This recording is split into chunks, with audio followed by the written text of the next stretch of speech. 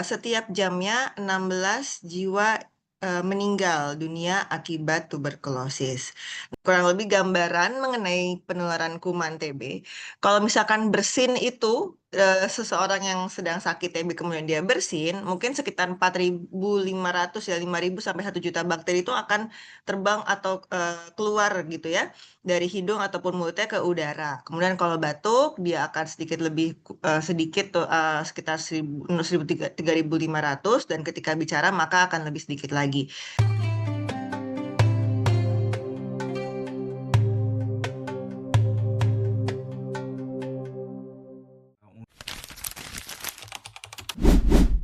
Hari ini topiknya adalah yuk kita kenali tuberkulosis.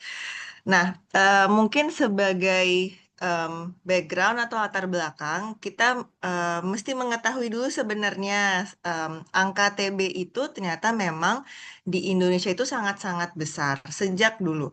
Kita cuma bergonta-ganti aja dari posisi kedua di dunia. Sehingga untuk saat ini sebenarnya posisi kita ada di urutan kedua mengenai yang memiliki angka TB paling besar di dunia. Pertama ada India, kita, China gitu. Nah, menurut jadi WHO membuat laporan setiap tahunnya mengenai angka-angka TB dan ternyata di TB itu di Indonesia ada 1 juta jiwa, 1,09 juta jiwa dibandingkan dengan secara global tuh ada 10,8.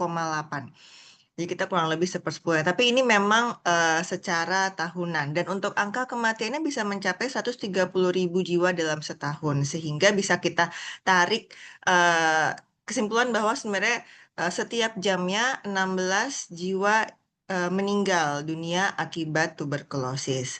Nah, walaupun seiring waktu gitu ya, pasti memang ada kemajuan dengan pengobatan yang sudah kita lakukan dan Bapak Ibu kalau misalkan ada keluarganya mungkin pernah ada yang TB, berobat ke puskesmas, RSUD, atau mungkin kontak erat. Jadi misalnya ada satu yang sakit, kemudian dokter puskesmas itu mencari atau memanggil untuk datang untuk screening, itu adalah bagian dari apa namanya program pemerintah dan juga dunia untuk mengeliminasi atau mengurangi angka TB ini.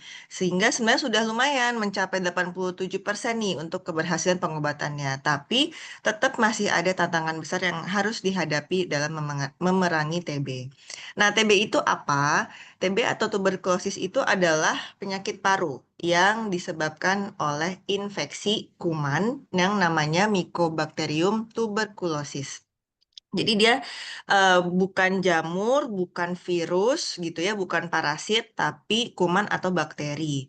Nah, penularannya bagaimana? Penularannya itu intinya adalah kuman TB bisa terbang atau terbang dalam arti dia melayang gitu di udara melalui percikan dahak atau droplet pasien yang memang sudah sakit pada saat dia batuk, bersin, atau mungkin berbicara tanpa menutup mulut atau memakai masker gitu dan dapat bertahan di udara selama 1 sampai 2 jam kurang lebih.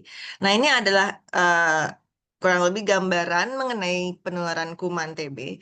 Kalau misalkan bersin itu seseorang yang sedang sakit TB kemudian dia bersin, mungkin sekitar 4.500 ya 5.000 sampai 1 juta bakteri itu akan terbang atau keluar gitu ya dari hidung ataupun mulutnya ke udara. Kemudian kalau batuk dia akan sedikit lebih sedikit tuh sekitar 3.500 dan ketika bicara maka akan lebih sedikit lagi. Jadi sangat berpengaruh dengan tekanan ya. Kalau bersin kan kita ada tekanannya tuh dengan angin apa yang keluar dari mulut atau hidung kita. Kalau bicara kan mungkin lebih biasa. Em, Memang secara penularan tidak sesingkat seperti COVID gitu ya, yang kayak flu langsung ketemu sebentar 2-3 menit, lagi ada yang batuk terus langsung tertular gitu sebenarnya enggak. Tapi memang pasien TB aktif dapat menularkan pada 10 sampai 15 orang di sekelilingnya setiap tahun. Kita akan bicara nanti mengenai kontak erat. Nah, kuman TB sendiri dapat memproduksi atau membelah diri atau memproduksi diri itu setiap 24 sampai 48 jam. Ini sebenarnya terhitung lambat atau slow growing. atau slow growth. Nah, droplet tadi udah disebutkan dapat berasal dari batuk atau bersin, dapat bertahan di udara 1 sampai 2 jam. Dan kalau misalkan konteksnya di outdoor gitu ya, di luar ruangan, maka sebenarnya dia dapat langsung mati dengan paparan sinar matahari secara langsung. Namun kalau kita bicara lingkungan yang lembab, gelap, maka kuman ini dia akan bertahan untuk bahkan hingga beberapa jam hingga beberapa bulan. Maka salah satu dari pencegahan nanti yaitu adalah lingkungan dengan ventilasi yang baik. Nah, TB tidak menular melalui hal-hal berikut ini, yaitu berjabat tangan atau bersentuhan, penggunaan baju bersama yang bersih, jadi sudah dicuci sebelumnya itu tidak menularkan TB. Penggunaan alat makan bersama yang bersih itu juga tidak menularkan. Bahkan penggunaan alas duduk toilet bersama gitu, jadi WC bersama itu juga tidak menularkan. Memang apa namanya intinya adalah berkontak erat secara langsung dalam waktu yang lama, hitungannya sekitar di atas 4 sampai pokoknya di atas 5 sampai 8 jam sehari itu yang dianggap sebagai kontak erat. Nah, siapa yang paling beresiko tadi selain kontak erat yang di poin 6 itu adalah satu anak-anak. Anak-anak ini kita ibaratkan sebagai em, orang yang memiliki sistem imun tapi imunnya belum em, develop bagus, maksudnya develop sebagus yang kita harapkan sebagai sudah dewasa karena mereka belum terpajan sekian banyak kuman gitu ya. Nah, anak-anak memiliki eh, gejala yang lebih tidak khas ketika mereka terkena TB. Tidak seperti orang dewasa yang nanti gejalanya akan saya sebutkan mungkin batuknya 2 minggu, ada sesak napas, demam, dan lain-lain. Mungkin anak-anak cuma berat badannya turun, nafsu makannya turun, agak kurang aktif dalam bermain misalnya. Jadi anak-anak ini merupakan bagian dari populasi yang kita harus sangat waspadai untuk terkena TB dan harus diberikan terapi pencegahan jika memiliki kontak dengan pasien TB di rumahnya. Nomor 2, pasien dengan HIV/AIDS sudah pasti. Kemudian nomor 3, lansia. Lansia di sini kategori juga di atas 60 tahun, 60-65 tahun.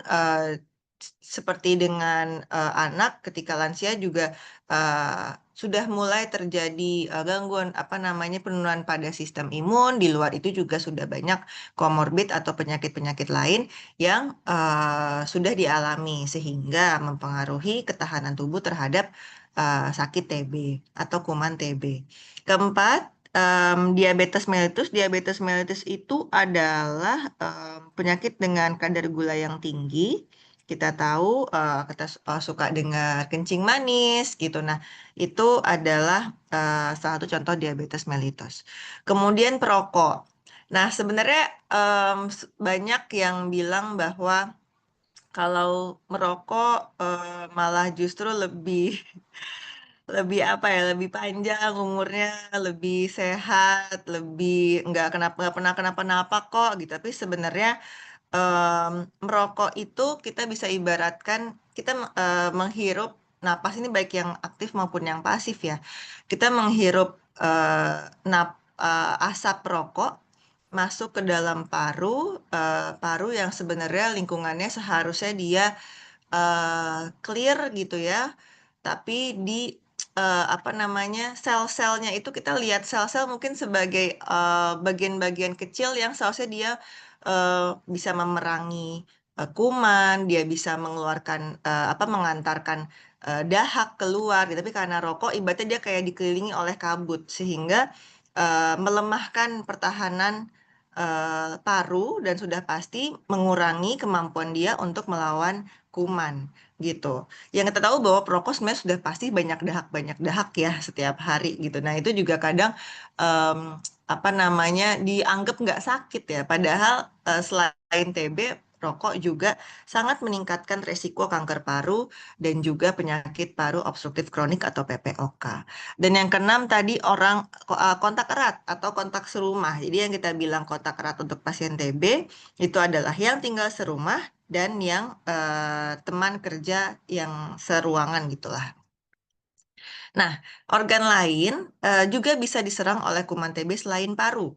Ada pleura, kelenjar getah bening, saluran kemih, bahkan otak, tulang dan sendi, saluran cerna jadi usus, endometrium atau rahim, jantung atau selaput jantungnya yaitu perikardium, laring ini bagian dari saluran napas atas, telinga bahkan mata. Kulit juga bisa kulit. Jadi TB bisa kemana-mana. Nah, sebenarnya tidak terus berarti harus menjadi ketakutan atau berlebihan gitu, enggak. Beberapa hal TB di luar paru bisa terjadi walaupun lebih jarang dibandingkan TB paru, sehingga tetap sebaiknya konsul ke dokter jika ada keluhan-keluhan yang sudah menetap lama walaupun sudah diberikan pengobatan. Nah, untuk diagnosis TB, itu kita dokter mengandalkan tiga hal, terutama untuk TB paru, yaitu gejala atau klinis, radiologis atau fotoronsen, dan mikrobiologis atau dahaknya pasien. Ini kurang lebih nanti apa namanya tidak semua gejala-gejala TB ini sebenarnya sama dengan bisa jadi gejala-gejala penyakit paru lain dan TB juga bisa tidak muncul sebagai gejala-gejala yang ada di sini. Jadi sebenarnya ini adalah gejala yang khas untuk TB tapi tidak selalu harus semuanya ada dan tidak selalu apa TB ini kadang dia bisa juga tidak bergejala tapi pasiennya sebenarnya sudah sakit. Nah, pertama adalah batuk lebih dari 2 minggu, kadang campur darah, kemudian demam lama lebih dari 2 minggu, berat badan turun, nafsu makan turun. Kemudian kalau malam rasanya seperti berkeringat gitu ya, dan sesak napas disertai dengan nyeri dada. Kita akan biasanya Bapak Ibu mungkin kalau ada yang pernah batuk lama lebih dari 2 minggu berobat ke dokter terus saya minta sampel saya minta Bapak Ibu diperiksain dahaknya ya nanti dikasih pot kuning atau apa namanya ya pot ulir gitu ya kemudian diminta buang dahak paling bagus pagi hari. Nah itu adalah pemeriksaan dahak yang biasa kita perlukan. Kenapa pagi hari? Karena biasanya load jumlah kumannya itu paling banyak di pagi hari. Kemudian ini foto ronsen, contoh ronsen yang TB sekali itu yang seperti ini. Walaupun balik lagi tidak hanya TB yang bisa memberikan gambaran foto ronsen seperti ini. Jadi harus kita tunjang dengan data-data lainnya. Nah, untuk saat ini memang pencegahan dan terapi maupun metode pencegahan serta terapi pengobatan itu sudah ada. Memang walaupun sudah tersedia, tapi ternyata angka penularannya pun masih tinggi. Dan kita tahu bahwa waktu kita kecil, waktu saya kecil, Pak Ibu mungkin juga eh, apa namanya waktu masih kecil gitu ya sudah dilakukan vaksin BCG karena vaksin ini pun sudah lama sekali yaitu sejak tahun 1921. Cakupannya juga sudah sangat tinggi. Setiap anak di Indonesia pasti dilakukan vaksinasi BCG yang di apa namanya bagian atas lengan ya. Itu sudah ada parutnya, jadi parut BCG. Namun memang vaksin BCG hanya efektif untuk melindungi anak-anak dari TB yang berat dan efektivitasnya juga akan berkurang seiring dengan bertambahnya usia. Maka memang kita dengar-dengar belakangan ini ada vaksin baru nih yang apa namanya diperlukan untuk melindungi populasi remaja dan dewasa dari infeksi dan penyakit. Nah, sementara untuk pengobatan TB sedikit eh, apa namanya minimal 6 bulan. Maka sering dengar bahwa oh iya minum obat yang 6 bulan atau obat program atau obat flek paru. Nah itu kadang suka beragam istilah yang ada di masyarakat. Jadi intinya adalah kenapa 6 bulan? Karena yang 2 bulan pertama itu dianggap sebagai yang fase intensif dan 4 bulan selanjutnya adalah fase lanjutan. Jumlah obatnya secara jenis obatnya itu berkurang, tapi secara tablet itu nanti tergantung dengan berat badannya.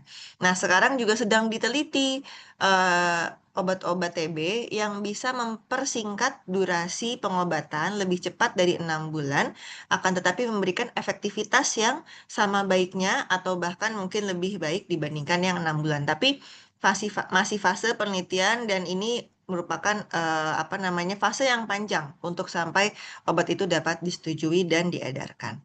Jadi inti dari pengobatan TB adalah tepat cara pemberian, tepat dosis, tepat waktu minum obat, serta lingkungan. Lingkungannya dijaga supaya ventilasi udara yang baik, tidak lembab, kemudian tidak dikelilingi oleh orang yang merokok. Lalu jika ada penyakit-penyakit komorbid yang mendasari mungkin seperti darah tinggi atau gula, itu juga dikontrol. Nah, untuk pencegahan penularan TB paru secara apa yang bisa kita lakukan? Pertama adalah etika batuk. Ini kita tidak TB pun mungkin etika batuk sudah harus dilakukan dan kemarin sudah sangat-sangat gencar ketika masa COVID bahwa cara etika batuk yang baik adalah menutup hidung dan mulut dengan tisu ataupun sapu tangan. Kalau tidak ada bisa pakai lengan baju dalam gitu ya. Itu semua kayak sudah sangat hafal. Kemudian jangan lupa tisunya segera dibuang kalau sudah dipakai. Cuci tangan jauh lebih baik kalau misalkan di rumah sakit kan sebenarnya pasti ada alkohol di mana-mana. Sekarang kayaknya setelah COVID di rumah pun kita punya apa hand sanitizer, kita jalan-jalan pun kita udah punya hand sanitizer di tas atau di mobil. Dan gunakan masker jika memang kitanya yang sedang sakit atau kita mau bepergian di lingkungan yang ramai, katakanlah transportasi publik misalnya KRL gitu ya, atau naik ojek gitu, nah itu udah pasti gunakan masker. Mencegah pencegahan yang kedua adalah perilaku hidup bersih dan sehat. Ini mungkin juga sudah cukup jelas ya, makan makanan bergizi, menjemur alas tidur agar tidak lembab, membuka jendela di rumah agar ini juga mungkin di kantor juga bisa dilakukan supaya cukup tuh sinar matahari yang masuk, ada sirkulasi udara, olahraga teratur, tadi vaksin BCG untuk anak dan hindari merokok. Dan yang ketiga adalah investigasi kontak. Investigasi kontak tadi adalah menjaring kontak erat. Ini sebenarnya lebih ke apa yang nakes atau petugas kesehatan bisa lakukan untuk menjaring lebih awal, mendeteksi lebih dini jika ada satu orang yang sakit, maka tadi kan kita tahu dia bisa menularkan sekitar 15 sampai 16 orang di sekitarnya setiap tahunnya. Nah, tugas kita adalah mencari mana nih yang kemungkinan di sekitarnya kontak erat tadi terkena TB juga dalam waktu kurun dari pasien ini terinfeksi sampai dia sakit sekarang. Itu kan sebenarnya sebuah tugas yang cukup berat ya, karena seringkali keluarga pasien atau kontak erat itu merasa, loh kan saya nggak sakit, kenapa saya harus periksa juga? Nah, itu yang sulit sebenarnya. Tapi kita bisa mengerucut bahwa ada prioritas yang lebih tinggi untuk kontak erat yang perlu kita screening, yaitu adalah anak di bawah usia 6 tahun, kemudian individu dengan kondisi imunokompromis atau imun yang rendah seperti HIV atau mungkin kanker gitu ya. Kemudian ada DM, ada yang sedang hamil, alkoholik atau mungkin perokok, dan juga mereka yang pernah kontak dengan pasien dengan TB paru, tapi TB-nya sudah kebal obat, namanya TBRO, TB paru, TB resisten obat. Nah, itu udah lebih advance lagi, kuman TB-nya udah lebih sulit lagi diobati. Jadi kita mencegah supaya mereka tidak berkelanjutan, atau kalau memang mereka belum sakit, tapi ada TB laten, maka bisa kita berikan terapi pencegahan. Nah, nah tadi bicara soal TB laten. Jadi sebenarnya kalau kita terpapar kuman TB, apakah sudah pasti sakit TB? Ternyata tidak. Jadi em, ya Allah memberikan kita kemampuan badan gitu ya, dari badan sistem imun yang sebenarnya bisa menjaga atau memenjarakan si kuman TB ini di dalam tubuh kita untuk waktu yang lama selama kita menjaga imun kita tetap baik. Jadi secara tadi Indonesia nomor 2 di dunia ya Bapak Ibu, sudah pasti sulit untuk kita tidak bertemu dengan pasien TB. Dan kita mungkin memang nggak tahu dia sakit TB gitu ya, sudah berobat maupun belum berobat. Jadi yang bisa kita lakukan karena kita tidak bisa mengontrol dunia luar, ya yang kita kontrol kan diri kita. Nah, ketika kita, jadi selama mungkin saya hidup 33 tahun ya, eh, sudah pasti kontak dengan pasien TB itu tidak terelakkan. Nah, sekarang imun tubuh kita itu sebenarnya memiliki sistem bahwa oh ini ada kuman TB masuk nih. Oke, kita kenali dia, kemudian kita apa namanya? Kita barrier dia. Jadi kita keep kita coba makan dengan sel imun yang ada dalam tubuh kita. Ibaratnya seperti itu. Pada kondisi-kondisi kumannya tidak bisa dimakan dengan habis dengan sempurna, maka kuman itu biasanya dia tidur. Jadi kuman TB memiliki kemampuan untuk dorman atau tidur di dalam sel-sel atau penjara yang si sel imun kita sudah buat, namanya tuberkel. Nah, pada kondisi-kondisi seperti kayak anak, kemudian HIV, kanker, DM, dan hal-hal lain, si penjara imun itu yang memenjarakan kuman TB itu mungkin tidak sebaik mereka yang memiliki imun yang lebih baik. Ibaratnya seperti itu. Nah, pada kondisi itu, pada kondisi tadi, si imun tadi memenjarakan kuman TB itu namanya TB laten. Jadi, kumannya ada di dalam tubuh, dia tidak hilang sempurna, tapi pasiennya atau orangnya juga tidak sakit. Dia tidak batuk-batuk, dia berat badan tidak turun, dia tidak ada keluhan demam dan lain-lain. Dia tidak menularkan, tapi dia punya kuman TB nih dalam tubuh dia. Nah, itu namanya TB laten. Sebenarnya 80-90% di populasi itu memiliki TB laten di Indonesia. Nah, baru 5-10%-nya itu yang ketika menghirup kuman TB tertular, kemudian dia sakit TB. Dia bisa mungkin batuk darah, sesak, berat badan turun, dan lain-lain. Kondisi yang mengkhawatirkan adalah TB laten ini tidak selamanya laten. Ketika kita terkena kuman, kita menghirup kuman TB di usia katakanlah 15 atau 20 tahun, ketika kuliah 20-25 tahun. Kemudian imun kita sedang bagus-bagusnya, kita bekerja, kita minum vitamin, tapi di sisi lain kita juga merokok gitu ya. Nanti di usia 65-70 tahun, penjara imun yang memenjarakan si kuman TB itu dia sudah tidak sebagus kondisi di saat badan kita umur 25 tahun atau 30 tahun. Sehingga dia mulai lost tuh, mulai mulai bisa kabur kuman TB-nya. Nah, makanya terkadang pada kondisi-kondisi tadi yang sudah disebutkan sebelumnya, TB kemudian baru muncul di usia lansia misalnya, di usia lanjut. Tapi saya nggak pernah keluar rumah kok. Saya umur segini udah di rumah aja. Saya nggak pernah ketemu orang yang batuk. Di rumah nggak ada yang batuk. Saya udah nggak ngerokok udah 10 tahun. Iya, tapi memang betul. Cuma kumannya sendiri itu sebenarnya udah nginep dari zaman dulu gitu. Jadi apa yang kita lakukan sekian tahun kehidupan kita itu dia tidak kemudian hilang. Jadi seperti asap rokok yang sudah berhenti 10 tahun tapi sebelumnya sudah 30 tahun merokok, ya dia tetap memberikan dampak kerusakan yang terjadi pada paru, yaitu akan terus terjadi dan itu berakumulasi. Kita tidak bisa mengharapkan, oh saya berhenti merokok 5 tahun, kemudian saya nggak mungkin sakit yang apa faktor resiko ngerokok nggak mungkin. Itu nggak bisa kayak gitu, gitu karena dampaknya memang long last, kayak rayap di bangunan yang apa namanya, walaupun kita udah bersihin sekarang, tapi dia udah keropos dari sebelumnya, ya kalau nggak diganti, ya dia akan tetap rusak. Ibaratnya kayak gitu. Jadi take home message mungkin udah 30 menit saya boleh sudahi untuk presentasinya.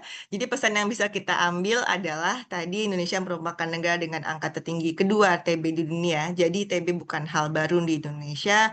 Kita sudah memerangi ini dari zaman dulu sekali, sudah banyak upaya yang kita lakukan, dan TB merupakan penyakit yang dapat dicegah dan disembuhkan. Namun saat ini memang tantangannya masih besar dan angka kematiannya pun masih tinggi. Sehingga selain pengobatan yang perlu dilakukan sedini mungkin dan dilakukan sepatuh mungkin sehingga meningkatkan angka keberhasilan pengobatan, pencegahan juga perlu dilakukan selain tadi dengan perilaku hidup bersih sehat, etika batuk, investigasi kontak. Kita juga punya terapi pencegahan dan yang terbaru selain vaksin BCG yang untuk anak-anak juga sedang ada penelitian untuk vaksin yang terakhir. Yang semua dilakukan satu intinya adalah untuk mengurangi beban TB di Indonesia, mengurangi angka kematian akibat TB di Indonesia, sehingga kesehatan masyarakat Indonesia lebih baik lagi.